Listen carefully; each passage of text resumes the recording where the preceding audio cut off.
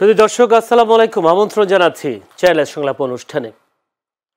সোমবার রাজধানীর উত্তরায় মাইলস্টোন স্কুল অ্যান্ড কলেজে ফাইটার জেট বিধ্বস্তের ঘটনায় এই পর্যন্ত ৩১ জনের প্রাণহানি হয়েছে। নিহতদের মধ্যে একজন ওই বিমানের পাইলট তৌকির ইসলাম সাগর ও মাইলস্টোন স্কুল শিক্ষক মেহরিন চৌধুরী। বাকিদের বেশিরভাগই শিক্ষার্থী। মর্মান্তিক এই ঘটনার পর রাষ্ট্রীয় শোক পালিত হয়েছে আজ। নিহতদের আত্মার শান্তি ও আহতদের দ্রুত সুস্থতা কামনা করে দেশের সকল ধর্মের উপাসনালয়ে হয়েছে বিশেষ প্রার্থনা। কালকের এই ঘটনার পর আসলে দেশে দেখা গেছে হাসপাতালগুলোর সামনে মানুষের লাইনে দাঁড়িয়ে রক্তদান করার মতো ঘটনা, এবং সেই সাথে দেখা গেছে হিজড়া সম্প্রদায়ের শতাধিক মানুষ ছুটে এসেছে রক্ত দেওয়ার জন্য। উদ্ধার কাজেও আমরা দেখেছি আইন শৃঙ্খলা বাহিনীর সাথে কাঁধে কাঁধ মিলিয়ে কাজ করতে সাধারণ মানুষকে। তবে কিছু কিছু ঘটনা ব্যতীত করেছে মানুষকে। দেখা গেছে যেমন সেদিন রিক্সা সিএনজি চালকরা ইচ্ছে মতো ভাড়া হাঁকিয়েছেন। গাড়ি না পেয়ে ঝলসানো দেহ নিয়ে শিক্ষার্থীদের অনেকে দেখা গেছে পায়ে হেঁটে যেতে। তার উপর এক ধাপ এগিয়েছিল ভিও ব্যবসায়ীরা। দুর্ঘটনা হলে উদ্ধার না করেই মোবাইলে অন করে সামাজিক যোগাযোগ মাধ্যমে তুলে ধরার রেওয়াজ বেড়েছে বেশি। ভয়ঙ্কর সব ভিডিও চিত্র তুলে ধরেছেন কেউ কেউ। তার উপর রয়েছে নানা গুজব। কাল নানা গুজবে ভরপুর ছিল সামাজিক যোগাযোগ মাধ্যম। এসব গুজবে আসলে মারাত্মক ক্ষতির দিকটা চিন্তা করেন কিনা গুজবকারীরা সেটি দেখার বিষয় আসলে। যে আজকে আমরা দুটো জিনিস এই ঘটনায় দেখেছি, মানবতা এবং সেই সাথে দেখেছি গুজব, এবং সেদিক সে মানুষকে জিম্মি করে উদ্দেশ্য হাসিল করার ঘটনাও আমরা দেখেছি সেদিন। দর্শক, আমরা একটু আলোচনা করবো আজকে মানবতা গুজব নিয়ে। আমাদের সাথে আলোচনা করবার জন্য স্টুডিওতে উপস্থিত আছেন নাঈম আবির, এভিয়েশন রিপোর্টার। নাঈম আবির, আপনাকে অসংখ্য ধন্যবাদ সময় দেওয়ার জন্য। আমাদের সাথে দর্শক অনলাইনে যুক্ত আছেন কর্নেল সোহেল রানা, অবসরপ্রাপ্ত সেনা পাইলট। যদি কর্নেল সোহেল রানা যদি আমাকে শুনতে পান, কর্নেল সোহেল, আপনাকে অনেক অভিনন্দন সময় দেওয়ার জন্য। দর্শক, পুরো অনুষ্ঠান জুড়ে আপনাদের সাথে আছি আমি জয়নুল আবেদিন। বলছিলাম দর্শক, গতকালকের যেই ঘটনা, সেই ঘটনায় পুরো দেশটা স্তব্ধ হয়ে গেছে। শোকের মাতম ছিল সারা দেশে। প্রতিটি মুহূর্তে টেলিভিশনের স্ক্রিনে আমরা দেখেছি মানুষ খোঁজ খবর নিচ্ছিল আসলে আত্মীয় স্বজন কিংবা দেশের মানুষের কি খবর। সেখানে দেখেছি আসলে বিভিন্ন বাহিনী উদ্ধার কাজ চালিয়েছে, কাঁধে কাঁধ মিলিয়েছে আমাদের সাধারণ মানুষও। আমি একটু নাঈম আবিরের কাছে যেতে চাই। সেখানকার অনেকগুলো ঘটনা আমাদের চোখে পড়েছে, গুজব, সেই কাছে মানবতার কথা তো আপনি নিশ্চয়ই শুনেছেন। এটা বাংলাদেশের প্রেক্ষাপটে যে কোনো প্রাকৃতিক দুর্যোগ বলে বা যে কোনো দুর্যোগ মোকাবেলায় বাংলাদেশের মানুষ এগিয়ে যায় উদ্ধার বাহিনীর সাথে। আমার কাছে আপনার প্রশ্ন থাকবে এটি, যেহেতু আপনি বেসামরিক বিমানের যে নিউজগুলো, এভিয়েশন রিপোর্টগুলো আপনি করেছেন, সেক্ষেত্রে আমরা যেই বিমানবন্দরের এখন আছি, যে শাহজালাল আন্তর্জাতিক বিমানবন্দর, সেখানে একটি তথ্য আছে এখন প্রায় 1 কোটির বেশ লাখ যাত্রী এখানে চলাচল করে, যাত্রী ব্যবহার করে বিমানবন্দরে।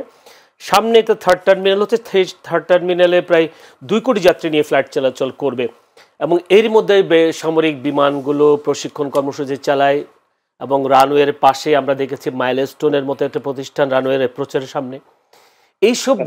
এইসব আসলে কিভাবে গড়ে উঠলো? এইসব গড়ে ওঠার কারণে আসলে এখন তো আমরা দেখতে পেলাম একটা তার পরিণতি, ভবিষ্যতে কি হতে পারে? অসংখ্য ধন্যবাদ আপনাকে। সোহেল ভাই আছেন, উনি আরো ভালো বলতে পারবেন। আমি একটু যদি বলি যে দুইটা বিষয় এখানে আলোচনা হচ্ছে সোশ্যাল মিডিয়াতে গতকালকের পর থেকে। এক নম্বর হচ্ছে যে ঢাকায় প্রশিক্ষণ বিমান কেন বা ট্রেনিং ফ্লাইট কেন ঢাকায় হয়, এক নম্বর। আর একটা হচ্ছে বিমানবন্দর ঘিরে যে স্থাপনাগুলো সেটি। এখন এই দুইটার মধ্যে আমাদেরকে ব্যালেন্স করতে হবে। প্রথমে যদি আমরা আসি যে একটি প্রশিক্ষণ হবার মতো ফ্লাইট কিভাবে হয়, কোথায় হয়, লোকেশন কেমন হয়, সেটা নিয়ে আইকাওয়ের একটা নির্দেশনা আছে বিস্তারিত। যে NX 14 নামে একটা আইন আছে, নির্দেশনায় বলা আছে যে ঘন বসতিপূর্ণ জায়গাকে পরিহার করতে হবে এবং সাউন্ড পলিউশন হয়, মানে অর্থাৎ সেই এয়ারক্রাফটের সাউন্ডের মাধ্যমে যদি স্থানীয় জনবসতির পলিউশন না হয়, এইরকম জায়গায়। এই দুটো মেইন পয়েন্ট তারা বলেছে। সুতরাং আমরা দেখতেই পাই তার সাথে ঢাকার আসলে সামঞ্জস্য নেই বললেই চলে, কারণ দুটোই ঢাকায় রয়েছে। এটা হচ্ছে প্রথম বিষয়। 2 নম্বর বিষয় হচ্ছে এবার তাহলে প্রশ্ন হচ্ছে যে সেটি তো ভায়োলেশন হয়েছে, এবার তাহলে প্রশ্ন হচ্ছে বিমানবন্দর ঘিরে স্থাপনার বিষয়টা। আপনি খেয়াল করবেন যে কুর্মিটোলার যে বিমান ঘাঁটিটি রয়েছে, যেটি থেকে আসলে এই ফ্লাইটটি টেক অফ করেছে অথবা ল্যান্ড করবে, সেটির একেবারে অ্যাপ্রোচ লাইনেই এই মাইলস্টোন কলেজটি রয়েছে এবং মাইলস্টোন কলেজ আমি দেখছিলাম যে কত সালে প্রতিষ্ঠিত হয়েছে, দেখলাম 2000-এর পরে। সুতরাং নিশ্চয়ই এই বিমান ঘাঁটিটি অনেক আগের, এরপরে মাইলস্টোন কলেজ সহ বাকি স্থাপনাগুলো গড়ে উঠেছে। একই রকমভাবে ঢাকা বিমানবন্দরের কথা যদি বলি, প্রশ্ন উঠতে পারে আসলে রানওয়ে অ্যাপ্রোচের পাশাপাশি একবারে সামনের দিকে কেন মাইলস্টোনের মতো একটা ভবন গড়ে উঠলো বা অনুমতি বা কারা দিল? এইটাই গুরুত্বপূর্ণ প্রশ্ন। আরেকটি বিষয় আমি একটু যুক্ত করে তারপরে মূল আলোচনাটাতে আসতে চাই যে ঢাকা বিমানবন্দরের কথা আমরা বলছি, যে ঢাকা বিমানবন্দরের আমরা গোয়েন্দা প্রতিবেদনও আমরা এর আগে দেখেছি, আমরা নিজেরাও রিপোর্ট করেছি যে ঢাকা বিমানবন্দরের যে অ্যাপ্রোচ লাইন, অর্থাৎ একটি এয়ারক্রাফট যখন নামে তার উত্তর এবং পশ্চিম দিকের যে অ্যাপ্রোচ লাইন, সেখানে কিন্তু 10টি এবং 8টি মোট 18টি আবাসিক ভবন ইতিমধ্যে গড়ে উঠেছে এবং এটা হয়তো আরও বাড়বে, 20টি 25টি বাড়তে থাকবে। এবং বিমানবন্দর এলাকার মধ্যে, অর্থাৎ বিমানবন্দরের জায়গা, সেই জায়গার মধ্যে খোদ সিভিল এভিয়েশন যারা কিনা এই নিয়ন্ত্রক সংস্থা, তারা কিন্তু শপিং মল বানিয়েছে, বহুতল ভবন বানিয়েছে। আপনি নিশ্চয়ই দেখবেন যে বিমানবন্দর মহাসড়কের পাশেই বেশ কিছু শপিং মল নতুন করে উঠছে। সুতরাং এই বিমানবন্দরের যারা সিভিল এভিয়েশন কর্তৃপক্ষ, তারাই যদি শপিং মল তৈরি করে, তাহলে বেসরকারিভাবে যারা আবাসিক ভবন বানাচ্ছে, এই ধরনের মাইলস্টোন স্কুলের মতো প্রতিষ্ঠান হচ্ছে, তাদের অনুমোদন দেওয়া হচ্ছে, রাজুক অনুমোদন দিচ্ছে, নিশ্চয়ই সিটি কর্পোরেশন অনুমোদন দিচ্ছে, না হলে তো আর এটা হওয়ার কথা না। অথচ বিমানবন্দর একটা কেপিআই ভুক্ত এলাকা, স্পর্শকাতর জায়গা, যেখানে আপনি ছাদ থেকে এই ভবনগুলোতে তো নিরাপত্তা সংকট রয়েছে, অ্যাপ্রোচ লাইনে যখন এই এয়ারক্রাফটগুলো নামে তখন, একই সাথে ছাদ থেকে যখন আপনি ভেতরের দৃশ্যও দেখবেন, ছবি তুলবেন, ভিডিও করবেন, এটাও কিন্তু নিরাপত্তার একটা ঘাটতি। কারণ কেপিআই এলাকায় এই ধরনের ঘটনা কিন্তু একদম অনুমোদন সাপেক্ষ না হলে কেউ ছবি বা ভিডিও তোলা যাবে না। সুতরাং এই বিষয়গুলো এখানে রয়েছে। একইভাবে তাহলে আমরা এই দুটো প্রশ্নই এখানে ভ্যালিড, যে প্রশিক্ষণ বিমান ঢাকায় কেন হবে বা কেন ফ্লাইট ট্রেনিং ঢাকায় হবে, এবং একই সাথে কেন বিমানবন্দর ঘিরে স্থাপনাগুলো উঠে আসবে, তাহলে কারা এগুলো করছে, সেই জায়গাটা মনে হয় হাই টাইম এই প্রশ্নগুলো জন্য। আমাদের যে উপদেষ্টা সাখাওয়াত হোসেন তিনি এই কথা দাবি তুলেছেন, আসলে প্রশিক্ষণ বিমানগুলো, সামরিক প্রশিক্ষণ বিমানগুলো এখন কোথায় হবে সেটা নিয়ে ভাবা উচিত। আমি একটু সোহেল রানা অর্থাৎ কর্নেল সোহেল রানার কাছে একটু যেতে চাই। যে কর্নেল সোহেল রানা নিশ্চয়ই আমাকে শুনতে পাচ্ছেন? জি, আমি শুনতে পাচ্ছি। আপনারা শুনতে পাচ্ছেন? জি, শুনতে পাচ্ছি। কর্নেল সোহেল রানা, আমার আইএসপিআর থেকে কালকে যেটা ঘোষণা দিয়েছে যে যান্ত্রিক ত্রুটির কারণে F-7 BGI এই বিমানটি বিধ্বস্ত হয়েছে। যান্ত্রিক ত্রুটি ছাড়া আসলে আর কি কি কারণে আসলে একটা দুর্ঘটনা ঘটার সম্ভাবনা থাকে, যেহেতু আপনি নিজে একজন পাইলট ছিলেন? জি, ধন্যবাদ আমাকে সংযুক্ত করার জন্য। প্রথমে আমি আসলে গভীর শোকে আচ্ছন্ন আজকে। যে পাইলট মারা গিয়েছে সে আমার ক্যাডেট কলেজের, যদিও 33 বছরের তফাৎ, কিন্তু আমার কাছে মনে হচ্ছে সে আমার আত্মার একজন আত্মীয়। আর দ্বিতীয়ত হচ্ছে যে যেই শিশুরা ইন্তেকাল করেছে, তারা কেউ খেলাধুলা করছিল, কেউ বই পড়ছিল, দুষ্টুমি করছিল, ক্লাসে ছুটাছুটি করছিল, এই সময় তাদের মধ্যে একটা মৃত্যুদূত এসে দাঁড়ায়। এটা খুব কমই মনে হয় এটা পৃথিবীতে এরকম ঘটেছে। তো আমি খুব মনে প্রাণে দোয়া করব যে তাদের পিতামাতারা বা আত্মীয় স্বজনরা যেন এই শোক সহ্য করার তৌফিক আল্লাহ তাদেরকে দেন। আমাকে যে প্রশ্নটা করলেন, এটা বলার আগে আমি ভাইজানের যে একটা উত্তর দিচ্ছিলেন সেখানে আমি একটু ইন্টারাপ্ট করতে চাই। সেটা হচ্ছে যে এয়ারক্রাফটটা কিন্তু প্রশিক্ষণ বিমান না, এটা হচ্ছে ফুল ফ্লেজেড ফাইটার এয়ারক্রাফট। আপনি যদি এখানে আর্মামেন্ট লাগান বা এখানে মিসাইল লাগান, এটা ফুল ফ্লেজেড একটা fighter aircraft, ready for mission. তবে এয়ারক্রাফটটা ছিল ট্রেনিং মিশনে, এটা fighter aircraft in a training mission. এটা সবসময় হবে। আপনি যখন যুদ্ধে যেভাবে ফাইট করবেন বা যেই সময় যেভাবে আপনি ম্যানুভার করবেন, এই ম্যানুভার গুলো করার জন্যই কিন্তু এয়ারক্রাফট গুলো তৈরি এবং এই প্রশিক্ষণ কার্যক্রম চালানো হয়। So it's a full fledged aircraft. আর আরেকটা ব্যাপার হচ্ছে যে এখানে যে পাইলটরা যিনি ফ্লাই করেছেন, আপনাদের সবসময় বিশ্বাস রাখতে হবে যে যে কোনো দেশের, সারা বিশ্বের যে কোনো দেশের সবচেয়ে মেধাবী, দুর্দান্ত, সাহসী যেই যারা পাইলট থাকে তারাই শুধু ফাইটার পাইলট হয়। এরা আলাদা জাতের, এদের রক্তের রং আমার মনে হয় নীল, এরা বীরের জাতি। সো এয়ারক্রাফট ইজ গুড, এবং এই pilot was in the bona fide mission. এই জিনিসটা আমাদেরকে ব্যাখ্যা রাখতে হবে। এখন আমাকে যে প্রশ্নটা করা হলো যে এই এয়ারক্রাফটটা আর কি কি সমস্যা হতে পারে, দেখুন বিমানের যে এয়ারক্রাফটটার হয়েছিল F-7 BG, এটার কিন্তু একটা মাত্র ইঞ্জিন, এবং আমরা এখন পর্যন্ত আমি জানি বা আমার কাছে মনে হয়েছে যে এই এয়ারক্রাফটের টেক অফের পরপরই এটার মধ্যে ইঞ্জিনের গোলযোগ দেখা দেয়, যেটা এয়ারক্রাফট কন্ট্রোল করতে পারে না, এবং এটাকে পাইলট এটাকে রানওয়েতে ফিরে আনার চেষ্টা করে, জাস্ট আর 2-3 সেকেন্ড পেলেই হয়তো সে রানওয়েতে ল্যান্ড করতে পারতো, সেটা করতে না পারেনি এবং শেষ মুহূর্তে তাকে ইজেক্ট করতে হয়।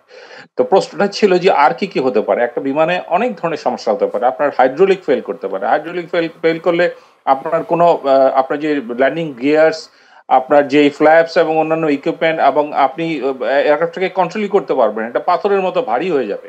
আপনার ইলেকট্রিক্যাল ফেলিয়ার হতে পারে, আপনার আপনার অ্যাভিনিক্স ফেলিয়ার হতে পারে, আপনার কমিউনিকেশন বন্ধ হয়ে যেতে পারে, এবং সবশেষে যেটা হতে পারে যে এটা ইঞ্জিন ফেলে, যেটা হয়েছে বলে আমার ধারণা।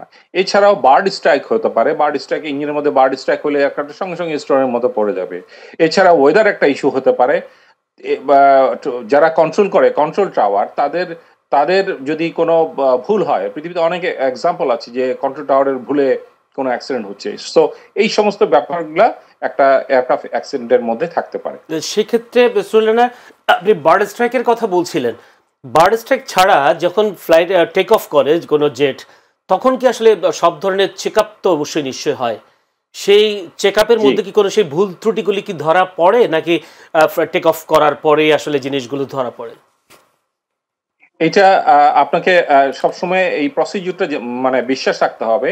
একটা এয়ারক্রাফট যখন এয়ারক্রাফটের ইঞ্জিনিয়ার বা যে টেকনিশিয়ান আছে, তারা এই এয়ারক্রাফটটা পাইলটের কাছে হ্যান্ড ওভার করে, তখন সেটা 100% নিখুঁত হয়, এবং এই নিখুঁত বিমানটা তারা নিজেরাই টেস্ট করে, ডেইলি ইন্সপেকশন করে এটা পাইলটের কাছে হ্যান্ড ওভার করে। পাইলট যখন এটা পায়, সে নিজে আবার sequence of inspection say complete করে, এবং ট্যাক্সির আগে, টেক অফের পরে, ল্যান্ডিং এর আগে সব ধরনের চেক তারা কন্ডাক্ট করে। সো টেক অফের পরেও যদি কোনো সমস্যা হয়, পাইলট চেষ্টা করে সেটাকে আবার ল্যান্ড করানোর জন্য। তো আমি যেটুকু মনে করি যে এটা সম্ভবত টেক অফের বেশ পরে এটা ইঞ্জিন তার সক্ষমতা হারায়, এবং কমিউনিকেশন বন্ধ হয়ে যায়, এবং জরুরিভাবে সেই এয়ারক্রাফটটা ল্যান্ড করার চেষ্টা করে। ধন্যবাদ। আপনার মাধ্যমে আমি দর্শকদের আরেকটা ছোট্ট কথাও বলে দিতে চাই যে এই ধরনের অ্যাক্সিডেন্ট হলে কোনো প্রিম্যাচিওর কমেন্ট করা কিন্তু একদমই নিষেধ, কারণ এটার দীর্ঘদিন তদন্ত হয় এবং এক্সাক্ট কারণটা খুঁজে বের করার চেষ্টা করা হয়। যদি আগে কোনো মন্তব্য করা হয়, তাহলে বিভিন্ন অর্গানাইজেশন, যেমন বিভিন্ন সংগঠন, যারা আহত হন বা যারা নিহত হন, তাদের পরিবার এবং বিভিন্ন জন বিভিন্নভাবে এটা আহত হন, সেই জন্য প্রিমেচুর কমেন্ট করা উচিত না। তবে মোটা দাগে আমরা যা আলোচনা করছি এটা হতেই পারে। জি, সেক্ষেত্রে আরেকটা সুলেনা, যে এই ঘটনার পর আসলে ফেসবুক জুড়ে নানা গুজব আমরা দেখেছি, নানা ধরনের গুজব ছড়াতে দেখেছি। একটা গুজব যদি এভাবে ছিল যে এই জেটটা অনেক পুরনো, অনেকটা অকার্যকর মানে অকার্যকর হয়ে গেছে, এরকম বিষয় কোনো ছিল কিনা, যদি ও গুজব, তারপর আপনার কাছ থেকে জানার ইচ্ছা। না, আমি ক্লিয়ার টার্মে এটা বলতে চাই। প্রথম কথা হচ্ছে যে গুজব নিয়ে কখনো আলোচনা করতে হয় না, কারণ এই গুজবকে প্রশ্রয় দেওয়া হয়। আপনাকে একটা বাহিনীর প্রতি বিশ্বাস রাখতে হবে। বাংলাদেশ বিমান বাহিনী অত্যন্ত চৌকস একটা বাহিনী, যারা দীর্ঘদিন ধরে বাংলাদেশের আকাশ প্রতিরক্ষা এবং ডিফেন্সের কাজে ব্যবহৃত হচ্ছে। এই এয়ারক্রাফটটা আমি যতটুকু জেনেছি 2011 সালে এটার প্রকিউরমেন্ট প্রসেস শুরু হয় এবং 2013 সালে আমাদের দেশে আসে। আমি যতটুকু জানি, এয়ারক্রাফটে বাংলাদেশের উপযুক্ত করে এখানে অনেক ইকুইপমেন্ট যুক্ত করা হয়, যেমন আর্মামেন্টস হতে পারে, অ্যাভিনিক্স হতে পারে, জিপিএস হতে পারে, এবং গাইডিং অনেক মিসাইল প্যাড হতে পারে। সেভাবেই কিন্তু এয়ারক্রাফটটা বানানো হয়েছে এবং এটার নাম দেওয়া হয়েছে F7BG। সুতরাং এটাকে কোনো পুরাতন বলা যাবে না। আরেকটা জিনিস খেয়াল রাখতে হবে যে মেইনটেনেন্সের এয়ারক্রাফট আপনাকে মনে হতে পারে যে 10 বছরের পুরাতন, কিন্তু এয়ারক্রাফটের ভিতরে যেই ইঞ্জিন থাকে, সেই ইঞ্জিন কিন্তু একটা নির্দিষ্ট সময় পর 50 ঘন্টা বা 100 ঘন্টা পর এটা ওভারহলিং হয়, এটাকে চেঞ্জ হয়, নতুন ইঞ্জিন লাগানো হয়, এটা রিপ্লেস করা হয়।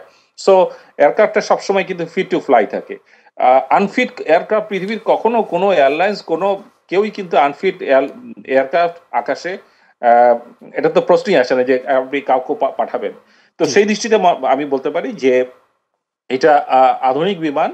তবে একটা প্রশ্ন আপনি করতেই পারেন, যেটা আমি হয়তো সব প্রণোদিত হয়েই বলতে চাই, সেটা হচ্ছে যে আপনাকে এই উন্নয়নটা আপনাকে আপনার মোবাইল কিন্তু দেখেন আপনার প্রতিদিনই নতুন অ্যাপস আসতেছে, আপনার আইফোনের প্রতি বছর এটার কনফিগারেশন চেঞ্জ হচ্ছে।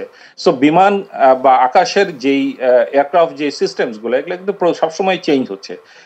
আমাদেরকে ওই আধুনিক যেই ইকুইপমেন্ট আছে, আধুনিক যেই যন্ত্রপাতি যুক্ত হচ্ছে তার সঙ্গে সামঞ্জস্য রেখে কিন্তু আপনাকে আপনার এয়ারফোর্স বা আর্মি বা নেভি সবাইকে কিন্তু সাজাতে হবে। এই জিনিসটা আমার কাছে মনে হয়েছে যে দীর্ঘ 1 দশক ধরে এটা বন্ধ আছে, সেরকম ডেভেলপমেন্ট দেখি নাই। এবং আমার কাছে মনে হয় যে এই চাইনিজ বিমানের পাশাপাশি হয়তো ইউরোপিয়ান বা আমেরিকান বা টার্কিশ এই ধরনের বিমানের দিকেও আমাদের নজর দেওয়া দরকার আছে।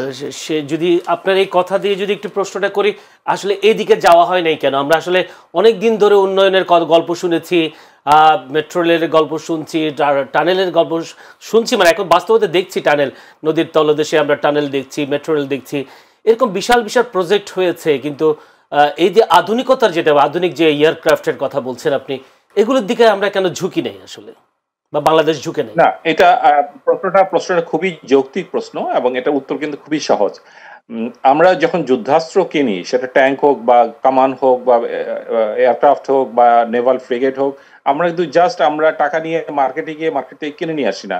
এটার মধ্যে একটা দীর্ঘ রিসার্চ থাকে যে আমরা এই বিমানটা, যে আমরা এই ধরনের বিমান কিনতে চাই, এটা আমাদের দরকার আছে কি নাই, আমরা এটা মেনটেন করতে পারবো কি পারবো না, এর স্পেয়ার পার্টস থাকবে কি থাকবে না, এর কতদিন এটা সচল থাকবে, আমাদের পাইলটরা বা আমাদের টেকনিশিয়ানরা এই এয়ারক্রাফটটাকে আমাদের ফ্লিটে অ্যাডপ্ট করতে পারবে কি পারবে না, এরকম অনেক ধরনের ক্রাইটেরিয়া দেখে এটা দীর্ঘ রিসার্চ করা হয়। রিসার্চ করে তারপরে একটা প্রকিউরমেন্টের দিকে যায়। আমি যতটুকু শুনেছি যে আমাদের ইউরোপিয়ান এয়ারক্রাফটে কেনারও একটা সম্ভাবনা আমি শুনতে পেরেছি, এরকম রিসার্চ চলছে। কিন্তু এটার মধ্যে আরো অনেক কিছু থাকে। আপনার অর্থনৈতিক সক্ষমতা একটা বড় ব্যাপার। আপনি জানেন যে হঠাৎ করে আমাদের কোভিড আসে এবং কোভিডের পরে রিসেশন এক ধরনের হয়, তারপরে ডলার একটা ক্রাইসিস হয়। তো সবকিছু মিলিয়ে এখানে একটা কমতি বা ঘাটতি আমি দেখতে পেয়েছি, যেটা সামটাইমস বিয়ন্ড কন্ট্রোল। তবে আমি সবসময় যে কথাটা বলে আসি যে দেশের অখণ্ডতা রক্ষায় বা দেশের সার্বভৌমত্ব রক্ষায় যে সমস্ত বাহিনীগুলো কাজ করছে, তাদের যে সামর্থ্য, এই সামর্থ্য অর্জনে কখনো কার্পণ্য করা যাবে না বা কখনো কম্প্রোমাইজ করা যাবে না, তাদেরকে সবসময় সক্ষম রাখতে হবে। ধন্যবাদ সোহেলরা। আমরা আপনাকে হয়তো ব্রেকের আগে আর সময় দিতে পারবো না, ব্রেকের পরে হয়তো আবার আপনাকে যুক্ত করব। আমি একটু যেতে চাই নাইম আবিরের কাছে। নাইম আবির, কেবল সামরিক এয়ারক্রাফট যে বিধ্বস্ত হলো এমন তো না, ঘটনা তো আরো অনেক ঘটেছে। যদি বলে আপনি অনেক বেসামরিক বিমানের দুর্ঘটনা আপনারা দেখেছি। যদি বলি 1984 সালে দেশে প্রথম যেটি বেসামরিক বিমান ঘটনা ঘটেছিল, যেটা প্রথম নারী পাইলট ছিলেন কানিজ ফাতেমা, সেখানে মোট 49 জন প্রাণ হারিয়েছেন। যদি এরপরে যদি বলি 2019 সালে ইউএস বাংলা এয়ারলাইন্স একটি ফ্লাইট নেপালের ত্রিভুবন আন্তর্জাতিক বিমানবন্দর বিধ্বস্ত, সেতে পাইলট পাইলট সহ প্রায় 51 জন প্রাণ হারান। তাহলে বেসামরিক বিমানগুলো তো অনেক সময় দুর্ঘটনা ঘটে। এই দুর্ঘটনা ঘটার আপনারা যখন রিপোর্ট করতে যান, তখন কি কারণগুলো খুঁজে পান এবং উদ্ধার কাজে গিয়ে দেখেন উদ্ধার কাজে ব্যাহত হওয়ার জন্য আসলে কি কি কারণগুলো আপনারা তখন ওখানে দেখেন? আচ্ছা, আমি উদ্ধার কাজের বিষয়টা একটু সংক্ষেপে এই অভিজ্ঞতাটা শেষ করে বলতে চাই। এখানকার যে বিমান দুর্ঘটনা গতকালকের কথা বলি, তাহলে উদ্ধার কাজের ক্ষেত্রে একটা বড় রকম বেগ পেতে হয়েছে। যারা উদ্ধার কাজ করছিলেন তাদেরকে, সাধারণ উৎসুক জনতাকে আসলে মানে সরিয়ে দেবার জন্য, রাস্তা ক্লিয়ার করবার জন্য অনেকে, আমরা সবাই মিলে ভিউ ব্যবসায়ী যারা, আমরা এই টার্মটা এখন জনপ্রিয়, যে অনেক বেশি মোবাইলে ছবি তুলছেন, ভিডিও করছেন। সুতরাং এইটা একটা খুব খারাপ উদাহরণই হয়ে যায়। এবং একই সাথে ঝলসানো স্টুডেন্টরা যাচ্ছে পাশে, তাদেরকে উদ্ধার না করে আমরা ছবি তুলছি। এবং আরেকটি গতকালকে আমরা দেখেছি, এটা ছিল মানবিক বিপর্যয়। কারণ আমরা সংবাদকর্মীরা অনেকেই দেখেছি যে বার্ন ইউনিটের ভেতরে একজন মানে যারা অসুস্থ রোগী, তার সাথে কথা বলার চেষ্টা করছেন, তার ফুটেজ নিচ্ছেন। সুতরাং এই বিষয়গুলো তো একটা জটিল পরিস্থিতি তৈরি করে। এবার আমি একটু বেসামরিক বিমানের ক্ষেত্রে বলছি। খুব সম্প্রতি আমরা দেখলাম ভারতের যে বিমান ঘটনা, এয়ার ইন্ডিয়ার, এবং সেটি বোয়িং এয়ারক্রাফট ছিল। আমাদের দেশেও বোয়িং বিমান এবং ইউএস বাংলা, আমাদের আরেকটি যে বেসরকারি এয়ারলাইন্স রয়েছে, তারা ব্যবহার করে। স্বাভাবিকভাবে হতাহতের কথা যদি বলি তাহলে একটা যদি এটিআর অথবা ড্যাশের, আমাদের দেশের সব থেকে ছোট যে বিমানগুলো আমরা যাত্রী চলাচল করি তাদের আসন 70-এর বেশি, তাহলে বিমান দুর্ঘটনার এমন একটি দুর্ঘটনা যে আসলে বেঁচে ফিরে আসবার সম্ভাবনা খুবই ক্ষীণ থাকে। সুতরাং 70 জন সহ যেখানটার উপরে পড়বে, যদি এ ধরনের ভবন থাকে, যেমন এয়ার ইন্ডিয়ার একটা মেডিকেল কলেজের ছাত্রাবাসের উপরে পড়েছে, সুতরাং এই ধরনের ঘটনা তো বড় রকমের একটা প্রাণহানির ঘটবার সম্ভাবনা। বাংলাদেশের বেসামরিক খাতের বেশ কিছু ঝুঁকিও রয়েছে। প্রথমত এই ধরনের ঘটনা, মানে সামরিকের ঘটনাটি গতকালকের একটা ইম্প্যাক্ট তো তৈরি হবে, কারণ ঢাকা বিমানবন্দরেও সামরিক ফ্লাইট চলে এবং এখান থেকেও ট্রেনিং ফ্লাইট চলে, এবং একই সাথে জেনারেল এভিয়েশন যেটা হেলিকপ্টার সেটা ওঠানামা করে।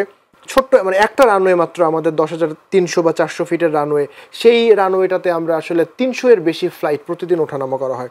এবং আপনি কিছুক্ষণ আগে বলছিলেন যে থার্ড টার্মিনাল যখন যুক্ত হবে তখন আরও এই 1,20,00,000 যাত্রী যে আমরা সেবা দেই, আমাদের ঢাকা বিমানবন্দরের সক্ষমতায় 80 লাখ, সে 80 লাখ সক্ষমতার বিপরীতে আমরা 1,20,00,000 দিচ্ছি একটি মাত্র রানওয়েতে, সেটি চলে যাবে 2 কোটিতে। সুতরাং এই 2 কোটি দিয়েই আমাদেরকে আরও হিমশিম খেতে হবে। সুতরাং এই ফ্লাইট ম্যানেজমেন্ট, স্লট ম্যানেজমেন্ট খুবই গুরুত্বপূর্ণ বিষয় হয়ে দাঁড়াবে, এবং এটি নিয়ে জটিলতা আমরা এখনই দেখি যে কিউতে আধা ঘন্টা, ধরেন আপনি ঢাকা থেকে কক্সবাজার যাবেন, আপনার ফ্লাইট টাইম 50 মিনিট, কিন্তু কিউতে বসে থাকতে হচ্ছে 30 মিনিট।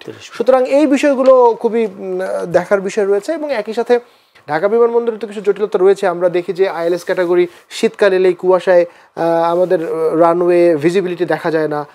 আইএলএস ক্যাটাগরি এখন 1-এ রয়েছে, আধুনিক আইএলএস ক্যাটাগরি আমাদের নেই। দেশের বাইরের যে বিমানবন্দরগুলো রয়েছে, বিশেষ করে কক্সবাজার, তারপরে সৈয়দপুর, গাছের সমস্যা রয়েছে, অ্যাপ্রোচ লাইনে গাছ আছে, সেই গাছগুলো কাটা হয় না। আবারও আসবো এইসব বিষয়গুলো জানবো, খুব দর্শকও জানার ইচ্ছা আছে এইসব বিষয়গুলো নিয়ে। দর্শক, আমরা একটা ছোট্ট বিরতিতে যাচ্ছি, আমাদের সঙ্গেই থাকবেন।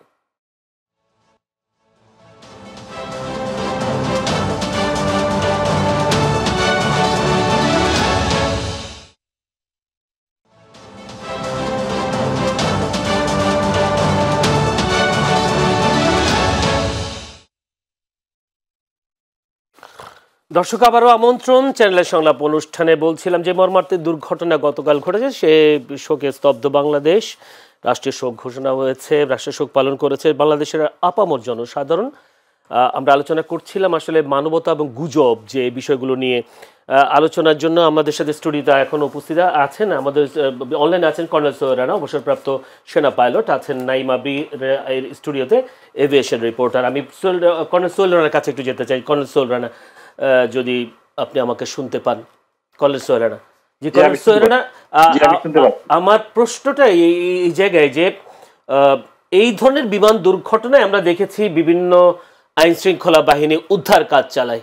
আসলে যদি এভাবে বলি যে উদ্ধার কাজে করবার সময় প্রাণহানি কম হওয়ার জন্য কোন জিনিসটাকে বেশি ফোকাস দেওয়া দরকার? আমরা দেখেছি কালকে উদ্ধার কাজ করবার সময় উৎসুক মানুষের ভিড়, উৎসুক জনতার ভিড়, সেনাবাহিনী থেকে শুরু করে সবাই মানুষকে সরিয়ে দেওয়ার চেষ্টা করছিল, কিন্তু মানুষ সরছে না। এই ক্ষেত্রে আসলে অনেক সময় দেখা যায় সেনাবাহিনীকে আমরা উত্তেজিত হতে দেখেছি মানুষকে সরিয়ে দেওয়ার জন্য। আসলে উদ্ধার কর্মীরা কি ফোকাস দেন প্রাণহানি কম হওয়ার জন্য, এবং কালকে কি দেখেছেন? আচ্ছা, এটা যদি আমি প্রশ্নটা সঠিকভাবে বুঝে থাকি যে আমাদের উদ্ধার কার্যক্রমে কোনো গাফিলতি বা কোনো ধরনের আছে কিনা, আমি একটা জিনিস পরিষ্কারভাবে বলতে পারি যে সেনাবাহিনী কিন্তু এ ধরনের কার্যক্রমে অভ্যস্ত না। সেনাবাহিনীর প্রস্তুতি এবং ট্রেনিং এবং সমস্ত কিছু কিন্তু যুদ্ধ করার জন্য। বাট আমরা যখন আমাদের সেনাবাহিনী বা সশস্ত্র বাহিনী যখন আইন শৃঙ্খলার কাজে বা উদ্ধার কাজে জড়িয়ে পড়ে, তখন এটার হ্যান্ডলিং এর ক্ষেত্রে কিছু কিছু ক্ষেত্রে যেটা পুলিশ করতে পারে, যেটা ফায়ার ব্রিগেড করতে পারে, সেটা সেনাবাহিনী করতে পারে না। এই বাস্তবতাটা আপনাদেরকে ধরে নিতে হবে। দীর্ঘদিন ধরে যারা ক্যান্টনমেন্টে থাকে, তারা হঠাৎ করে যদি এই দীর্ঘ সময় ধরে বাইরে থাকে, তখন তাদের স্বাভাবিক কার্যক্রমে ব্যাঘাত ঘটতে পারে। কারণ আমরা সবসময়, সেনাবাহিনী সবসময় প্রেরণা এবং মোটিভেশন এবং ইনস্ট্রাকশনের মধ্যে দিয়ে চলে। তাদের কাছে ক্লিয়ার ইনস্ট্রাকশন থাকে যে you should do this and you cannot do that. গতকাল এবং আজকে যে ধরনের ঘটনা ঘটেছে, বা আমি যেটুকু বিভিন্ন সাংবাদিকদের কাছ থেকে শুনেছি, যে সেখানে ক্রাউড মেইনটেনেন্সে কিছু সমস্যা হয়েছে। সো আমি বিশ্বাস করি যে আমাদের যারা সেনা নেতৃত্ব আছেন বা বিভিন্ন বাহিনীর উচ্চপদস্থ অফিসাররা আছেন, তারা এই ব্যাপারগুলো থেকে শিক্ষা নেবেন এবং ভবিষ্যতে এই ধরনের কাজ করার জন্য প্রস্তুত থাকবেন এবং ট্রেনিং দিবেন। আর আরেকটা ব্যাপার হচ্ছে যে প্রাণহানির ব্যাপারে এটা কখনোই আমি কমেন্ট করতে পারবো না, বা আপনাদেরও কমেন্ট করা উচিত হবে না। আমি যতটুকু বুঝি, সাংবাদিক সাধারণত স্ট্যাটিস্টিক নিয়ে, প্রমাণাদি হাতে নিয়ে তারপরে কিন্তু সাংবাদিকরা, গণমাধ্যম কিন্তু তারপরে যদি ম্যাচিউর হতে চায়, তারা সমস্ত তথ্য হাতে নিয়েই কিন্তু তারা একটা তথ্য প্রকাশ করে। সো আমরাও এই ধরনের ক্ষেত্রে বলতে পারবো না। আপনি অনেক ধরনের শুনবেন যে এতজন হয়েছে, এতজন হয়েছে। অনেক ক্ষেত্রে আমরা সোশ্যাল মিডিয়াতে আমরা দেখেছি, কোনো কিছু বাড়িয়ে বলতে পারলে মনে হয় আমরা ভয়াবহতাটা আরো বেশি প্রকাশ করতে চেষ্টা করি। সো এই সমস্ত জায়গায় আমাদের দায়িত্বশীল হতে হবে। আমি যে আমার স্বল্প জ্ঞানে যতটুকু বুঝি, এটা শুধুমাত্র ডাক্তারই একজন মানুষকে দেখে তার বডি পরীক্ষা করেই মৃত ঘোষণা করতে পারে, অন্য কেউ পারে না। এবং তাদের কাছ থেকে ডেথ সার্টিফিকেট পেলেই শুধু বলা যেতে পারে যে এতজন হয়েছে। আমি যতটুকু ক্র্যাশ সাইটের ব্যাপারে আমি যেটুকু শুনেছি, অনেক দেহ পুরো কয়লা হয়ে গিয়েছে এবং আইডেন্টিফাই করা যাচ্ছে না।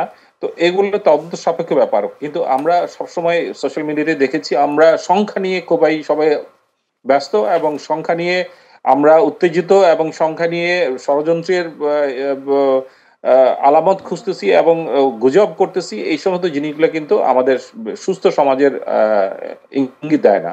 আপনি যথাযথই এক ভাই বলছিলেন যে এক বাচ্চা আহত হয়েছে, দৌড়ায় যাচ্ছে এর জন্য, রেস্কিউর জন্য, সেখানে একজন ছবি তুলছে এবং সেটা ভিডিওতেও প্রকাশ করে দিচ্ছে। কি ধরনের নৃশংসতা হলে আমরা এই ধরনের কাজগুলো করতে পারি।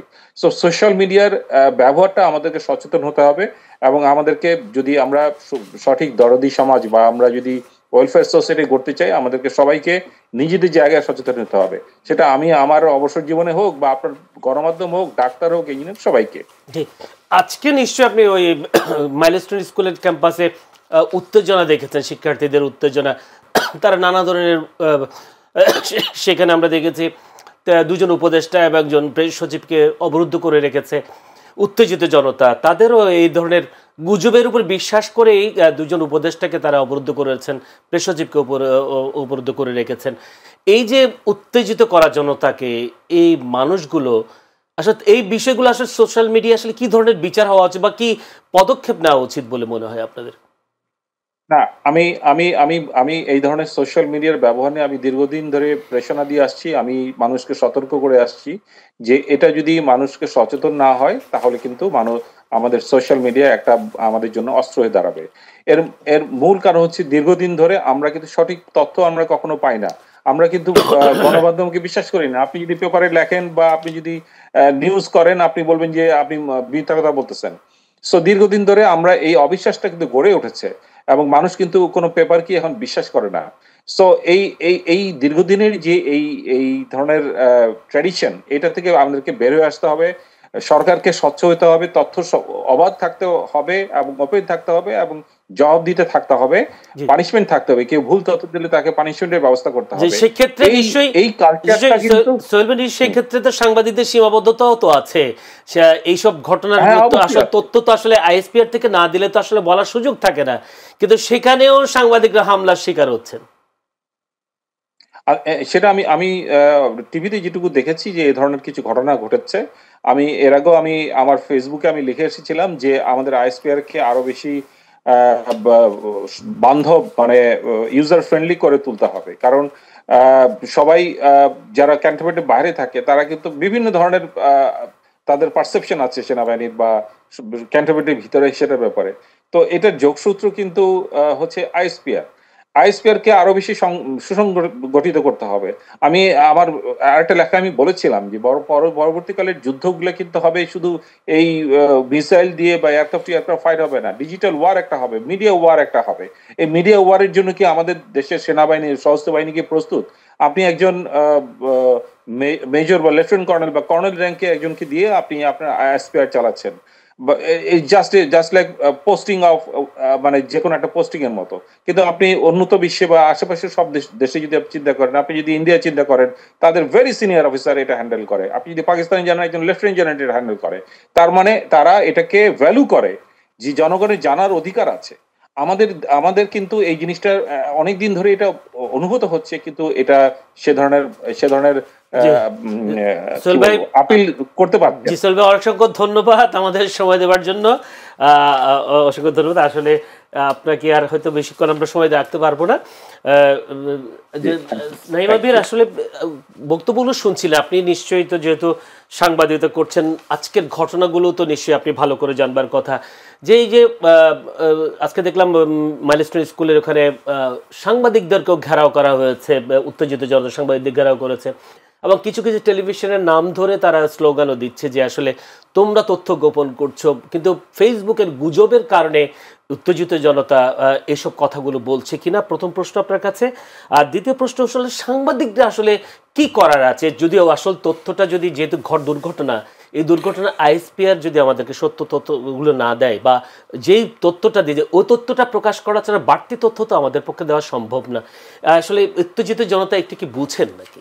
আচ্ছা, দুইটা বিষয় এখানে আপনি অবতারণা করেছেন প্রাসঙ্গিকভাবেই, এবং সোহেল ভাইও বলছিলেন, আমি খুবই চমৎকার বলেছেন। আমি আসলে প্রথমে একটা ব্যাপার বলে রাখি যে দেখেন, আমি একজন সাংবাদিক মারা গেল কেউ, সেটি একজন সাংবাদিক কিভাবে বুঝবে? মানে একজন ডেথ সেটা নিশ্চিত হবে কিভাবে? আমি তো সাংবাদিক, আমি একটা বিশ্ববিদ্যালয়ে পড়েছি, আমি একটা অনার্স মাস্টার শেষ করে সাংবাদিকতা পড়ছি, অথবা সাংবাদিকতা বিভাগে পড়েছি।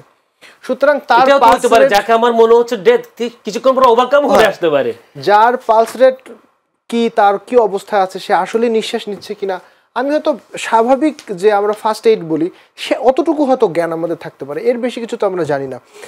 এবং সাংবাদিক শুধু নয়, একজন শিক্ষক, একজন স্টুডেন্ট, যে স্টুডেন্টরা বলছে যে আমরা লাশের তথ্য গোপন করা হচ্ছে, তিনিও কি নিশ্চিত করতে পারেন যে উনি মারা গেছেন?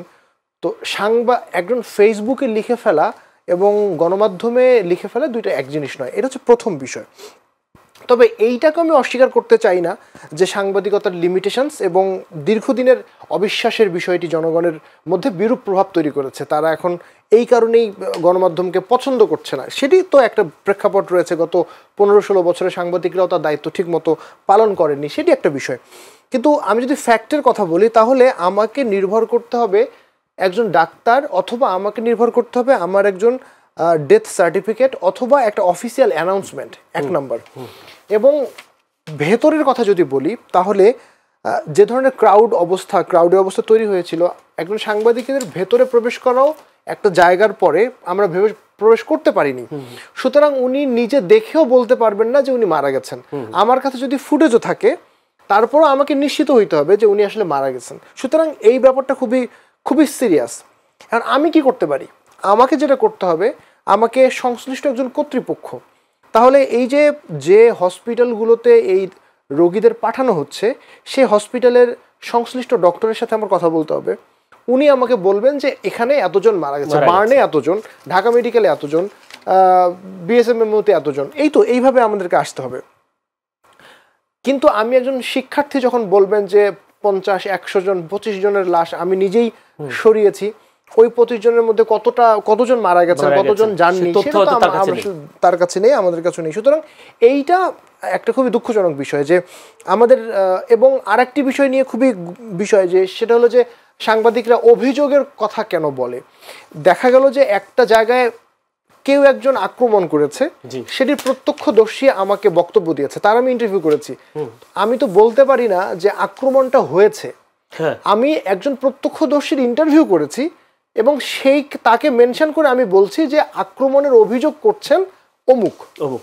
সেটাও সাধারণ মানুষ মানতে চান না যে আমি অভিযোগ কেন লিখছি, কারণ সাংবাদিকতার লিমিটেশনস আছে, সোর্সের উপর ডিপেন্ড করে তাকে সাংবাদিকতা করতে হয়, এবং সে যা বলছে তার প্রেক্ষাপটে তার কাছে ডকুমেন্ট থাকতে হবে। আমি যদি বলি 30 জন, তাহলে 30 জনের ডকুমেন্ট আমার কাছে আছে কিনা।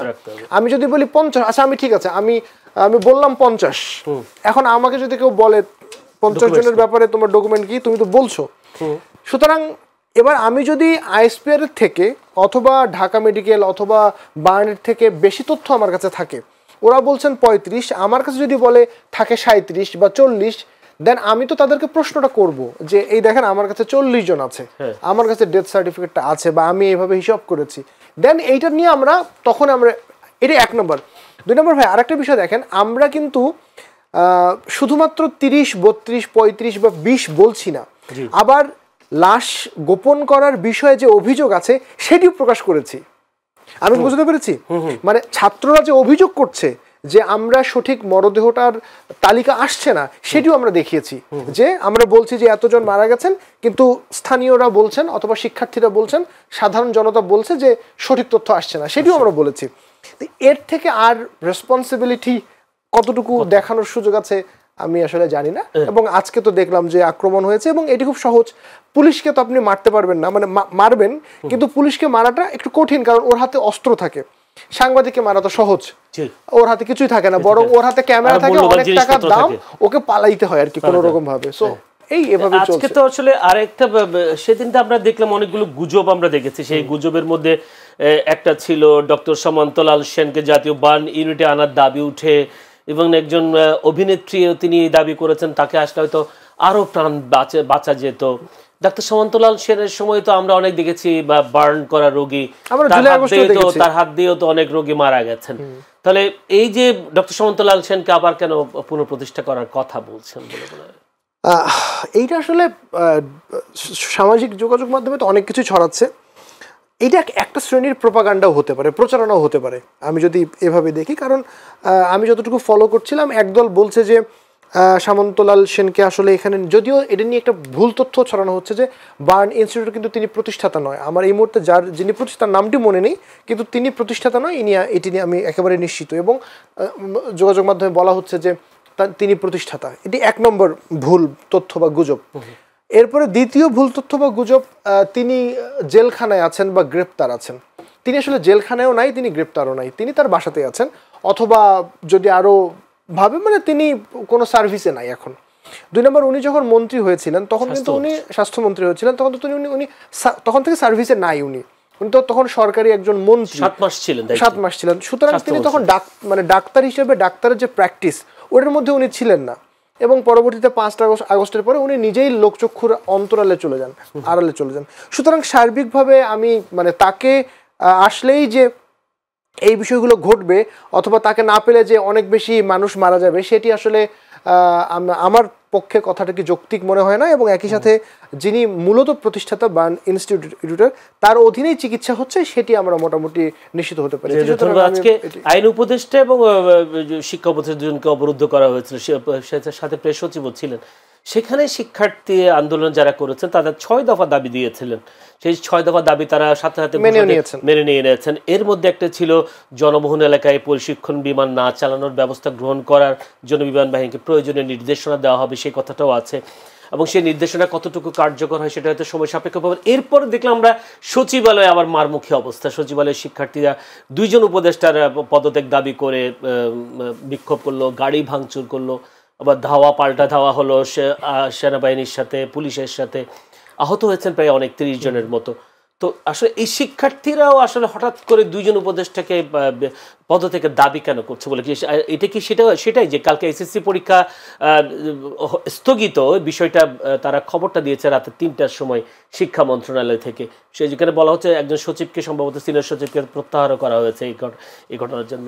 এই ঘটনার কারণে কি আসলে এই বিক্ষোভ হয়েছে? দেখুন, এখানে 2 ধরনের বিষয়। মানে আমরা যেটা ভেবেছিলাম 5 আগস্টের পরে মানে একটা পরিবর্তন আসবে, বা আমরা দেখতে পাবো যে মানুষের আকাঙ্ক্ষার যে প্রতিফলনগুলো হচ্ছে সেটি আমরা দেখতে পাবো বলে ধারণা করছিলাম। আমরা সাংবাদিক, আমরা আবার নাগরিক হিসেবেও আমাদের ব্যক্তিগতভাবে কিছু চাওয়া পাওয়া নিশ্চয়ই আছে।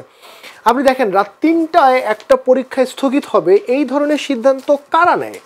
মানে এইটা আমি কোনো জোক, মানে এটাকে আমি কি বলবো, এটা কমেন্ট করার জায়গা নেই। এমনও আছে অনেক দূর অবস্থিত এলাকা থেকে পরীক্ষা দেওয়ার জন্য একটা জায়গায় তারা অবস্থান নিয়ে, কিন্তু তারা রাতে 3টা পরে জানার পর আসলে তারা এটা হচ্ছে ওই যে আপনার মনে আছে ঈদের রাতে চাঁদ দেখার মতো তারাবির নামাজ হয়ে গেছে, তারপরে আমরা জানলাম যে ঈদের রাতে। তো তাহলে আমরা আসলে দেখুন, প্রথমে যৌক্তিকভাবে যদি আমরা বলি যে রাষ্ট্রীয় শোক ঘোষণা করা হয়েছে, প্রথমেই তো জটিলতাটা তৈরি হয়েছে। রাষ্ট্রীয় শোক ঘোষণা করা হয়েছে মানে রাষ্ট্রীয় শোক, এখানে পরীক্ষা কেন চালু থাকবে? এত গুরুত্বপূর্ণ এইচএসসি এই পরীক্ষাটা, এর আগে তো আমরা দেখলাম না, অনেক পরীক্ষা ছেড়ে দেওয়া হয়েছে, অটো পাস দিয়ে দেওয়া হয়েছে, এবারও তো অনেক পরীক্ষা দেওয়া হয়েছে। সুতরাং এইটা একেবারে সরকারের মানে মানে মানুষকে বিব্রত করা বা আমরা আসলে রাজনীতিবিদের কাছ থেকে শুনলাম প্রায় সরকারের ভেতরে ফেসিবাদের দোসররা বসে আছে, এই ধরনের একটা দোসরদের ঘটনা, মানে একটা সিদ্ধান্ত বলে মনে হচ্ছে। আপনাকে অনেক ধন্যবাদ। সেই সাথে সোহেল রানা, কর্নেল সোহেল রানা, অবসরপ্রাপ্ত সেনা পাইলট, তাকে অসংখ্য ধন্যবাদ আজকে আলোচনায় আমাদেরকে সময় দেওয়ার জন্য চ্যানেল সংলাপ অনুষ্ঠানে। দর্শক আপনাদেরকে অসংখ্য ধন্যবাদ আমাদের অনুষ্ঠান এতক্ষণ ধৈর্য ধরে দেখবার জন্য।